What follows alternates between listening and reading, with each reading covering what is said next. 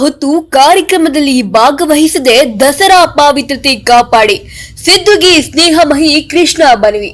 ಸಿದ್ದರಾಮಯ್ಯ ಕಳಂಕ ಹೊತ್ತು ತನಿಖೆ ಎದುರಿಸುತ್ತಿರುವ ಮುಖ್ಯಮಂತ್ರಿ ಆಗಿದ್ದಾರೆ. 400 ವರ್ಷಗಳ ಪವಿತ್ರತೆ ಇರುವ ದಸರಾ ಕಾರ್ಯಕ್ರಮಗಳಲ್ಲಿ ಸಿದ್ದರಾಮಯ್ಯ ಅವರು ಭಾಗವಹಿಸಬಾರದು.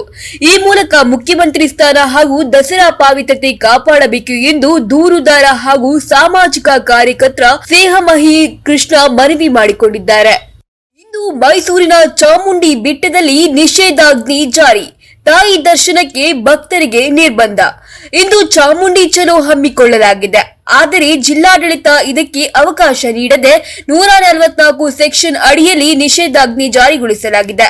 ಈ ಹಿನ್ನೆಲೆಯಲ್ಲಿ ಚಲೋ ರದ್ದುಗೊಳಿಸಲಾಗಿದೆ. ಇದರ ನಡುವೆ ಚಾಮುಂಡಿ ತಾಯಿ ದರ್ಶನಕ್ಕೆ ಇಂದು ಭಕ್ತರಿಗೆ ನಿರ್ಬಂಧ ಕೂಡ ವಿಧಿಸಲಾಗಿದೆ. ಕೇಕ್ ಪ್ರಿಯರಿಗೆ ಬಿಗ್ ಶಾಕ್. ಬೆಂಗಳೂರಿನ ಬೇಕರಿ ಕೇಕ್ಗಳಲ್ಲಿ ಕ್ಯಾನ್ಸರ್ ಕಾರಕ ಅಂಶಗಳು ಪತ್ತೆ. ಬೆಂಗಳೂರಿನ ಬೇಕರಿ ಕೇಕ್ಗಳಲ್ಲಿ ಕ್ಯಾನ್ಸರ್ ಕಾರಕ ಅಂಶಗಳು ಪತ್ತೆಯಾಗಿವೆ. 12 ಸ್ಯಾಂಪಲ್ ಕೇಕ್ಗಳು ಆನ್ ಸೇಫ್ ಎಂದು ಪರೀಕ್ಷೆಗಳಲ್ಲಿ ದೃಢಪಟ್ಟಿವೆ. ಈ ಕೇಕ್ಗಳಲ್ಲಿ ಕ್ಯಾನ್ಸರ್ ಕಾರಕ ಅಂಶಗಳಿರುವುದು ಕೇಕ್ ಟೆಸ್ಟಿಂಗ್ ರಿಪೋರ್ಟ್ನಲ್ಲಿ ಪತ್ತೆಯಾಗಿದೆ. ಕರ್ನಾಟಕದಲ್ಲಿ ನೂರಾರು ರೈತರ ಆತ್ಮಹತ್ಯೆ. ಪ್ರಧಾನಿ ಮೋದಿ ಗಂಭೀರ ಆರೋಪ.